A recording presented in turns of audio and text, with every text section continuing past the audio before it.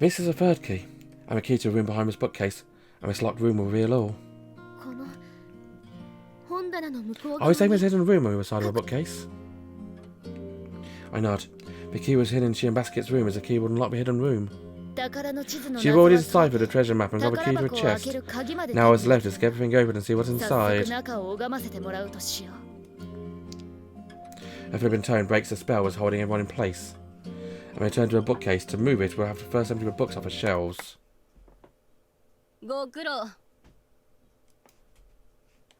Bravo!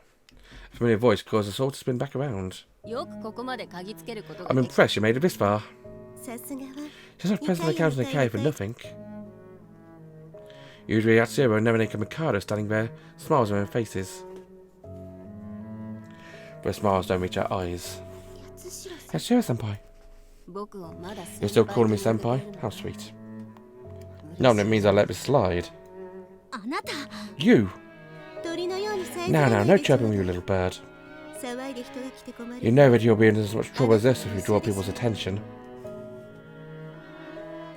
At a crisp, dispassionate tone, I, no the others, staring in wonder the two girls would change them completely, when it would seem as though their very souls had been drained from them. I can't believe it, you two would. I seem to recall you saying something about turning a blind eye for what happens next. And I did once already. I kept quiet about you sneaking into Sister Basket's room for a second time, didn't I? But you're not going to let this fly? No. That was a one-time deal. We can't go back on that. As the two girls take a step forward, I take a step back away from us without warped energy they're emanating. At least I try to, but... Why are you doing this? Why are you being so horrible? I found myself anchored in place like I'm trying to swim against the current. Ichigo, who once held romantic feelings towards Yatsushiro-senpai, cries out.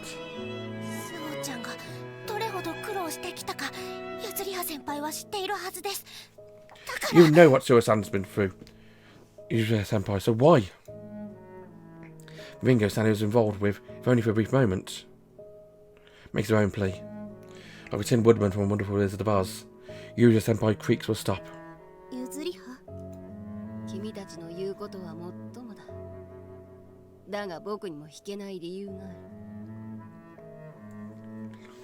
What you are saying is perfectly reasonable, but I have my own reasons for not backing down.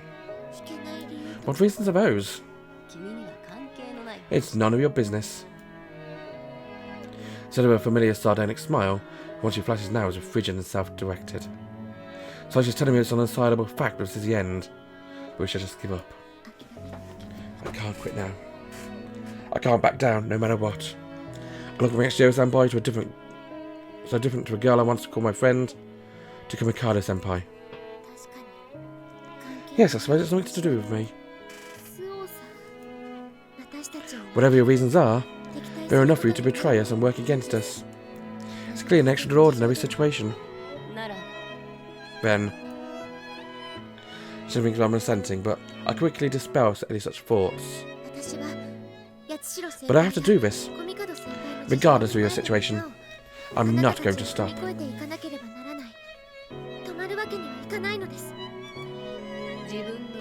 To hold true to yourself. My Amitié, my ray of spring sunshine. I can't watch that glow dim. I won't let it fade away like the light of a dying day. Yes. I know my selfish persistence might have consequences to both of you, but I have to get it back, no matter the cost.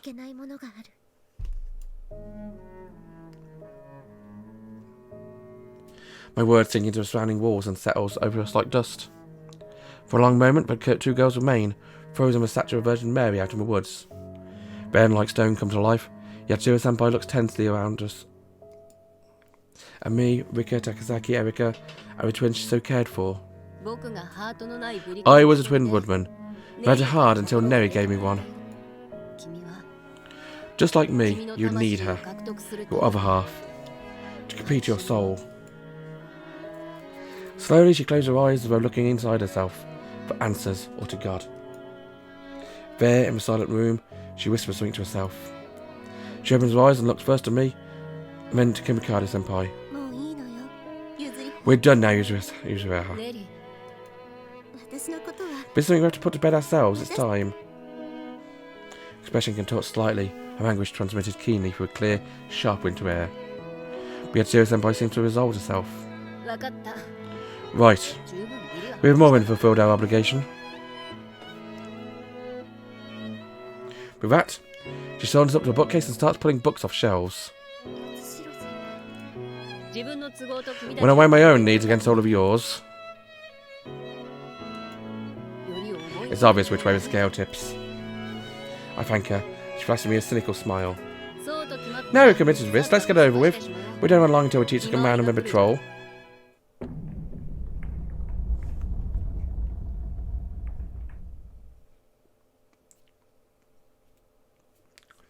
A heavy creak, saddled with the weight of years, echoes through the library. The lock is stiff and stubborn, reluctant to open straight away, for us remaining closed so long. From her full waiting to turn a key we found in Sister Basket's room, and then eventually. My obstinacy wins out, and it's unlocked abruptly, like a muddish old man, finally backing down. Put my hand on the doorknob, and then...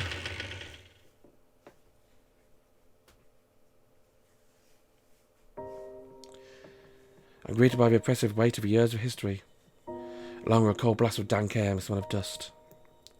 The room behind us sunk into shadows even deeper than those draped in the library. Miles are used to a dark and watery moonlight filtering through a tiny skylight, providing us some visibility. Before me is a hidden room CEO Kifune wanted someone to find. Perhaps used once as a personal study room. Ancient bookshelves line the walls and writing desk stands in the centre. Feels like stepping out onto the set of a movie. Found myself walking over to a desk to look down at my open book. Awashima Seminary? Is this... When I turn to taking up a book, I hear a heavy thud and I spin around to a source of a sound. Rika-san? See my Amity partner stumped against the bookcase as though, in a faint, I dash over to her. What is it? Realise that she's just desperately trying to avoid looking at something. I turn my own gaze in that direction. In one corner of the room, the darkness is blacker than elsewhere. I squint. Something seems to be pulled there, its contours hard to pin down. The shadowy form looks like my stepmother. No. It's... no. Realising that she must ultimately made the most sorrowful choice of all. All I can do is stare through the gloom at what remains of her.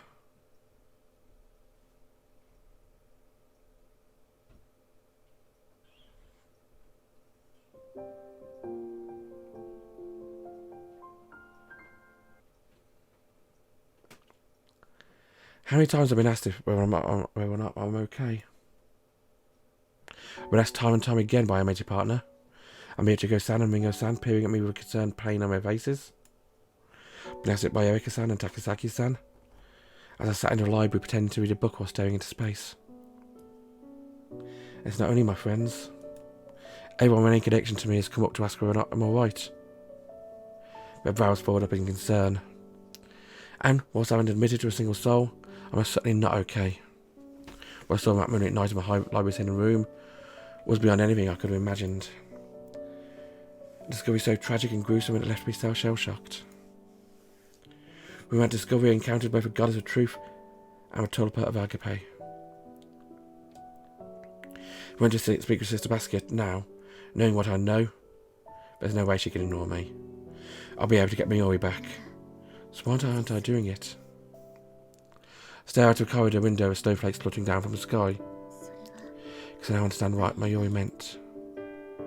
Her words swirl through my head like a wind-wrought patterns in the snow. I've seen what lays in that room, I understand it all. Why Mayuri told me to forget about her. Why she told me she couldn't come back. And what she truly meant by that. And because she truly understood my thoughts had come to standstill, I knowledge that I have to stop my single-minded pursuit. No. Rather, my thoughts have stagnated. Because... a sudden voice behind me makes me turn my gaze away from the snow. Are you okay? I smile, asking whether or not I look that bad. Because her face only deepens. I quickly tell her I'm fine. Yes, I'm fine. I try to respond as cheerfully as possible, but Takasaki doesn't buy it. She stares intently into my eyes and letting out a little sigh. Ever since that night, it seemed like you lost your own thoughts. It's not like you're ruminating on something, more like your mind is elsewhere. Yes, you have. Everyone's worried about you, including me. It's not like you seem sad or depressed. I'm not so good with words, it's hard for me to express, but it's like you went away that day. That's how it feels.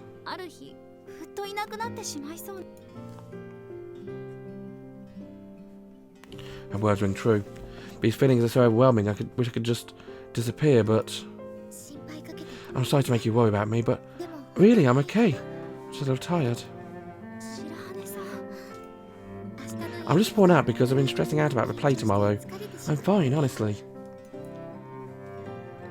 Well, it doesn't appear to convince her. All I can do is repeat the lie.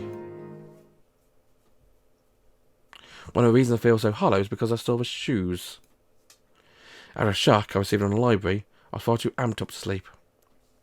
So I slipped out of bed, sit myself in my chair, and stared at a desk that was once Mayuri's. Wrapped in the silence of darkness of night, I gazed at a wooden desk, and then I saw Mayuri massaging a temple with a pen as though looking over notes for the following day's lessons. This phantom of the past didn't awaken the same exalted feeling as when I found her painting in the art room or discovered a hidden message within it. Even though I wanted to see so desperately, and here she was. I shook my head to dispel the vision and then looked over to where Rika-san lay sleeping peacefully. Watching her blanket rising and falling rhythmically for a moment, my gaze slid down to the ladder attached to the bunk bed, with shoes resting at its foot. My shoes sat there silently, looking at the old exhausted dog curled in itself. There were a new pair of begin this winter. Even though I'd buffed and polished them every day, there in the darkness they seemed worn out. Been dragged through the woods, through the snow. As I ran around my search for Mayuri, and I covered in little scuffs, scratches and evidence of her labours. It wasn't at all so much noticeable, but hers were all down and shabby. As I stared down at those worn shoes of a quiet darkened room, I became painfully aware of how self-righteous I'd been, and how empty I was now. Maybe it's best to just leave it be. Now I understand Mayuri's true intentions. I wonder whether or not it should be self-righteous for me to discard her wishes. The emptiness yawns within me. I woke up from winter's reverie by the sound of a door. I'm sorry to wait. Your tea's coming up. The interruption comes from my Amitié partner carrying a teapot. You didn't need to. It's really for me. I've been so busy lately, I haven't had a moment to sit down. I have a pleasant tickle of tea being poured in that special way Rika-san does it, to add to a liquid. Here you go, sakura flavoured tea. Thank you. I take a sip, the scent of cherry blossoms envelops me, its fresh taste reminding me of spring. I tell Rika it's delicious and she smiles back. Saying to pair well with Japanese sweets rather than filling emptiness and with warmth, her carefree smile really makes me sad. Are you feeling out of play tomorrow? Nervous? I probably should be, but I'm actually strangely calm. Already wrapped up rehearsals, the costumes and stage settings all ready. Perhaps we should take this opportunity to run through our lines one more time. But I suppose at this point all that's left to say, break a leg. I'd rather not break anything, but yeah, we've done all that can be done now, so... Suddenly I find myself lost for words. My Amitié partner stares at me for a moment, waiting for me to continue, then turns to the window. Following her gaze, look out at the falling snow. For a long time we simply watched the fluttering flakes. It's like we're on a long journey. Huh? Watching the snow together like this feels like we're looking out of a place far from my hometown. Emotionally rather than intellectually, I know exactly what she means, and I nod silently. It hasn't even been a year since I first met you, that spring night when the cherry blossoms were in bloom. Yet somehow it feels like eons ago.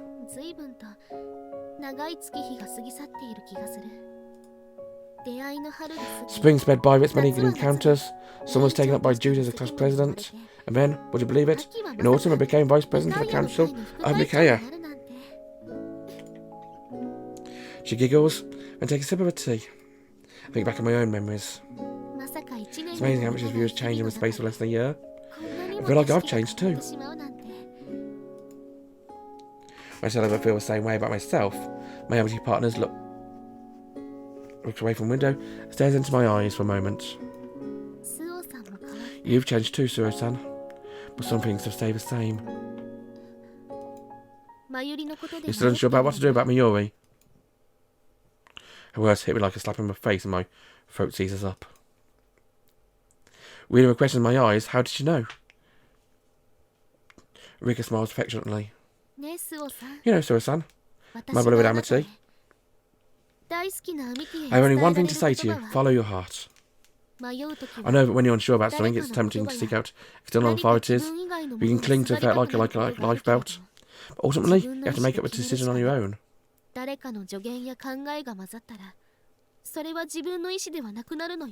you allow other people's thoughts to matter, to interfere, it will no longer be your own choice. My own choice. You're too kind. You're trying to stop your emotions from yours for someone else's sake. But it doesn't matter how anyone feels. You are a master of your own will.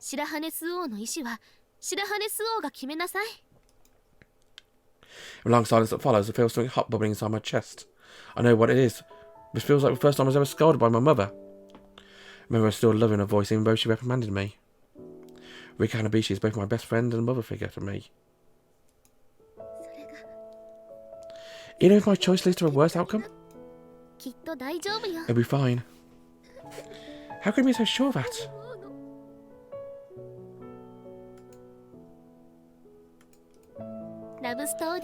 Love stories don't always come with miracles. I turned joking and all of a sudden, I find myself in tears.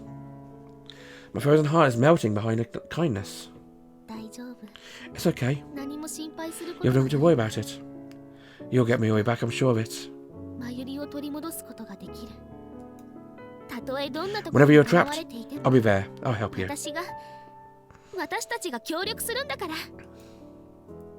Takes my hand in hers. Her words of encouragement make me think of Mozart's magic flute.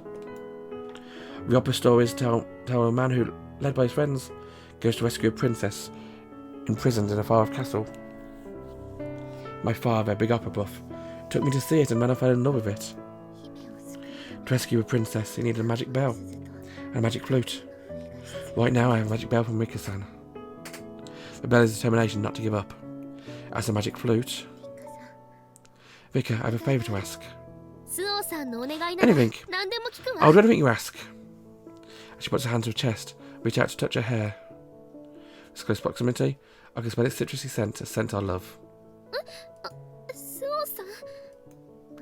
Please give me all the courage you have, Rika-san.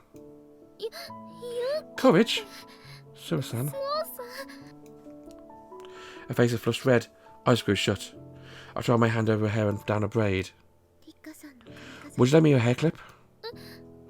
My hair clip?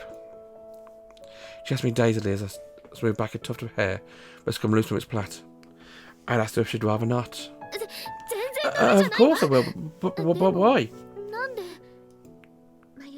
I can't get Mayuri back on my own. I need some of your courage. Remember your hair clip, I won't lose sight of myself again. You want to take my feelings with you? Yes. I have a magic bell and a magic flute. That means I can save her. Rika's hair clip, my magic flute in my hand. The latter feel a smouldering heat return to my hollow heart.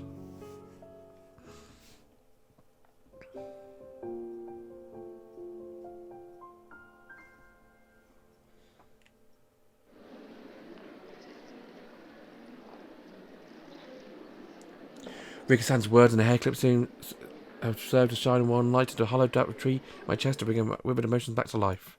This is brought with one unwanted side effect.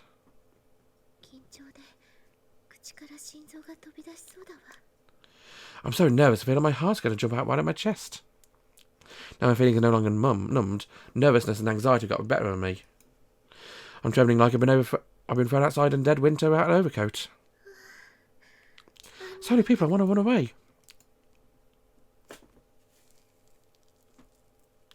Theatres filled with third year students in front rows, second year students towards the back.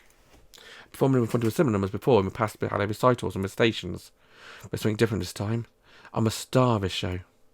Before the thoughts of Mayuri had taken precedence. I drifted through rehearsals as though happening to someone else, but now my intense worries about the future are gone. Why did I say no when I was nominated for a leading role?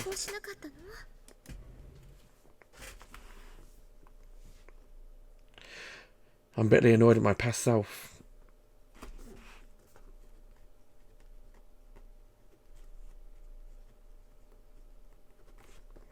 I like one of my fingers over a hair clip, and I borrowed my Amitié partner to help anchor myself in place.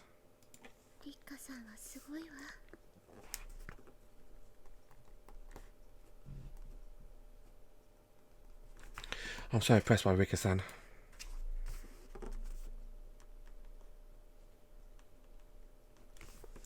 As I watch her talk to Sabuki-san. Completely unlike me. And of course she is. I've always been the shy introverted one without her. You look nervous. A sudden voice behind me makes me jump. Wow, you're really on edge. Okay, that really suits her.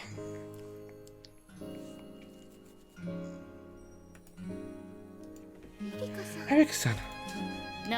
You know I don't like you really calling me that. Too familiar. So what's going on? What happened to the old calm and collected Shirahane from before? Showing how I was acting when my emotions were numbed. She watched me steadily as I feel my cheeks burn. Well, where is Shirahane anyway? I think of him characteristic words and goes on with a cat-like smile. As William Shakespeare said, cowards die many times before their deaths. The valiant never taste death but once. Honestly, I hate this kind of thing too, but it's best to get the uncomfortable stuff over as quickly as possible. Besides, it's not all bad. When Protestus is hardly the same as Julius Caesar, her sardonic smile disappears. For some reason, her hesitation is not all bad, sticks in my head. Erika, do you mean? To quote myself, just do it. It's not the end of a word if you fail. She gave me similar words with some acknowledgement for the peaceful assumption. I felt a heat welling in my chest and behind my eyes. You said the same thing to encourage me with peaceful assumption. You remember that? My bad, it was all I could come up with at a time or spot. You're always there to help me out, Erika. I told you not to get overly familiar. I suppose what lips say. Expression is bright and open. I know what she's trying to give me the push I need, and I can feel the warmth from a small hand on mine. Whatever. I suppose we're buddies after all. Buckworm buddies. Smiling at me, Erika softly determinedly grasps my hand in hers. No. We're more than that. We're family. You don't need to worry about anything, I've got your back, so... Get out there and be the shy, timid Suoh I know and love. Huh? Did you just call me Suoh? I was reflexively asking, thinking this was the first time she's called me by a given name. Spell broken, Erika abruptly drops my hand and looks down. I'll give you one warning. There may be some prizes in store, but to get through that, let me infect you. To give a wheelchair with seeds, I now have with me a magic bell, a magic flute, and another weapon the prince never got his hands on. Remains there in warmth left by a hand on mine. I have nothing to fear. Close my eyes when I open again. Fear I was holding stunk into the bottom of the ocean. I wait for a curtain to rise.